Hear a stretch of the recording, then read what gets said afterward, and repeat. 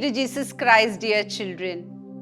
This whole year, we are learning about our Almighty God, the source of divine life, and how He invites each one of us to have that divine life with Him. Today, we will learn the remaining part of chapter 7, Commandments, the Way of Life. My dear children, let us start our class with a small prayer. I want all of you to keep your back straight, join your hands and close your eyes. Please repeat after me. Dear God, in whom we trust, thank you for protecting us from all dangers of day and night. Help us to lead a life following your commandments. Amen. Before we start this lesson, let us have a quick recap of what we learned in the previous class. You all remember what we learned, children? Yes, God chose Moses to liberate Israelites from the slavery of Egypt. When Pharaoh refused to set the Israelites free from their slavery, God punished the Egyptians. How? By sending 10 different plagues to teach them a lesson. Under the leadership of Moses, the people of Israel, the Israelites who were living in Egypt, they came out of Egypt and started their journey to Canaan. When the Israelites reached the shore of Red Sea, the soldiers of Pharaoh came behind them. For what? To take them back to Egypt. God commanded Moses to stretch out his hands towards the Red Sea.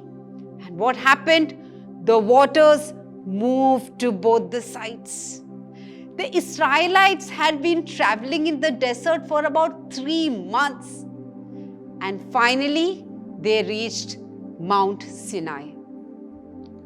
When Moses went up to Mount Sinai to pray, God spoke to Moses and told him to inform the Israelites to get ready. Moses came down to tell the people to have a bath, to clean all their clothes and get ready. On the third morning, after Moses had spoken to God, there was a large rumble and a flash of light over the mountain. Just over the mountain, there was a lightning and thunder. And what happened? A thick cloud hung over the mountain. Even the mountain shook, and the sound of the trumpet could be heard everywhere. It was just getting louder and louder. This time, when Moses went back to the mountain, he stayed there for 40 days and nights. God wanted to instruct the people on how to live. By following His rules, they would have less sadness in their lives. God wanted to protect and ensure that they led a good life by following certain rules in their lives. So, we saw how God gave the 10 commandments to His people through Moses. And when we obey 10 commandments of God, we become the dearest children of Him. Yes, my dear children, let us continue our class with the remaining part of lesson 7, Commandments, the Way of Life. I want all of you to pay attention, okay? That's like my good children. God gave 10 commandments to the people of Israel through Moses. Who was Moses? Their leader. Children, do you know what were those 10 commandments? Yes, Yeah, the 10 commandments goes like this. The first commandment. I am the Lord your God. You shall have no other God but me. What does this mean? This teaches us that we should believe that there is only one God who is worthy of worship. This means that nothing should be more important than our God. Maybe a hobby you enjoy, a television program, or a video game, even your friends and your family should not be more important than God to you. You all got it, children? Yes. Now the second commandment. You shall not take the name of the Lord your God in vain. This commandment teaches us that God's name should be honored and respected. Many people uses God's name carelessly or just say it when they are upset.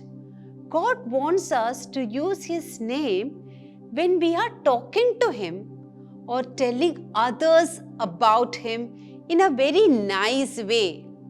To use His name casually is very, very disrespectful and it hurts God in a very bad way. Now the third commandment. You shall keep the Sabbath day very holy.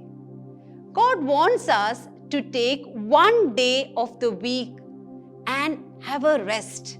When God made world in 6 days, He rested on the 7th day. This commandment teaches us that one day a week, known as Sabbath, should be set aside to spend with God. The Christian Sabbath is Sunday, and on this day, we all go to church and spend time with our families in a very nice way. The fourth commandment, you shall honor your father and your mother. This teaches us to love and respect our parents. My dear children, sometimes you get upset and very frustrated. Why? Because your parents don't let you do something which you really want to do.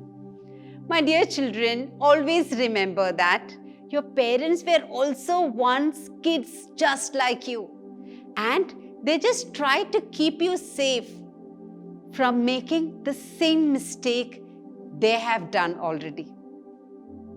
Now, which is the next commandment? Tell me. Yes, you are right. The next commandment is the fifth one. You shall not kill. This commandment teaches us that only God should have the power to end a human life. No one should kill others. We should not even hurt anybody with your words, your thoughts, and your actions. Please keep that in mind, children. The sixth commandment, you shall not commit adultery. This commandment teaches us that a married person should not have a relationship with anyone except the person to whom they are married to. God tells us to be faithful in marriage. He wants us to love our wife or husband and treat them with respect and love. Now let us see the seventh commandment. You shall not steal. This commandment teaches us that we should not take anything that do not belong to you, or we should not steal others' things. This means that we should not take something that belongs to someone else. Now let us see the eighth commandment. You shall not bear false witnesses against your neighbor. This commandment teaches us that we should be truthful and do not tell lies. it is always better to tell the truth. And while you are at it, don't do anything which make you say lie. Usually parents know when you are lying anyway. And if you don't get caught, God sees and hears everything. God is watching us all the time, children. So never tell a lie. Now let us see the 9th commandment. You shall not covet your neighbor's wife. This commandment teaches us that we should not be jealous of what someone else has. Now let us see the 10th commandment. You shall not covet your neighbor's goods. This commandment teaches us that we should be content and happy and satisfied with what God has given us and do not focus on the wealth and possession of others. Jesus Christ taught his disciples that 10 commandments can be contained in 2. They are, first one, you shall love the Lord your God above all. The second one, you shall love your neighbor as yourself. My dear children, God's commandments are our perfect way to lead a good life. We must obey these commandments so that we will grow in divine life. Let us learn them, keep them in our mind, and move along the path of life beautifully. Now it is activity time. I know that you all are very excited to do this activity. You can do it as homework, okay? So pay attention. For this activity, I want all of you to take a chart paper, draw an outline of your hand on the chart paper, as you can see in the picture. On every finger, write one commandment. You can see in the picture how you are supposed to write it. On the top of the picture, I want all of you to write the 10 commandments. Make it as beautiful as possible.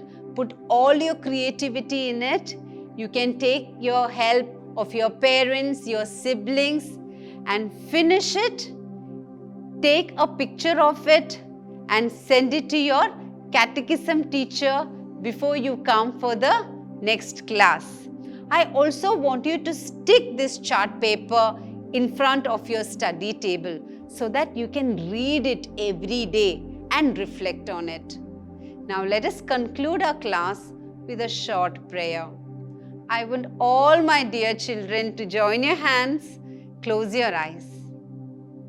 Dear Lord, help us to understand your commandments and follow it. Help us to lead a life in faith. Amen. My dear children, I shall see all of you in the next class with the 8th lesson. Praise be to Jesus Christ.